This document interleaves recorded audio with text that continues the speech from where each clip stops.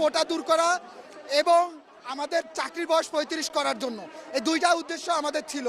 কিন্তু কোটা দূর হলেও আমাদের চাকরির বয়স 35 করা হচ্ছে না। তাই আমরা মাননীয় প্রধান উপদেষ্টা ডক্টর মোহাম্মদ ইউনূসের কাছে আমাদের দাবি নিয়ে আসছি। আমাদের উপরে পুলিশ হামলা করছে, লাঠিচার্জ করছে, টিয়ার শেল নিক্ষেপ করছে, আমার ভাইদের, আমাদের সহযোদ্ধাদের উপরে তারা নির্যাতন করতেছে। আপনারা দেখতেছেন আওয়ামী লীগের নিয়োগপ্রাপ্ত এই পুলিশেরাই আমাদের সাধারণ জনগণের উপরে হাত তুলতেছে। আমি আনোয়ার হোসেন ময়মনসিংহ নান্দাল থেকে এসেছি। এই বুলেট খেয়েছি, বৈষম্যের ছাত্র আন্দোলনের সমন্বয়ক ছিলাম আমি আনোয়ার। এই যে হারুন ভাইকে বুলেট দিয়েছে, এই হারুন ভাই নাটোর জেলা সমন্বয়ক ছিল। আমি এই সরকারের কাছে জানতে চাই, এই বুলেট খেয়েছি 2024-এ স্বৈরাচার হটানোর জন্য।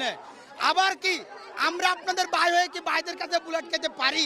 চাই প্রধান উপদেষ্টার সাথে সাক্ষাৎ করে প্রধান উপদেষ্টা ছাড়া একটা ন্যূনতম আমরা একটা আশ্বাস চাচ্ছি, লিখিত একটা ডকুমেন্ট চাচ্ছি যে আমাদের 35 হচ্ছে প্রজ্ঞাপন দেওয়া হবে, এই ধরনের একটা লিখিত আদেশ দিবে উনি, আমরা এখান থেকে সবাই চলে যাবো শান্তিপূর্ণভাবে।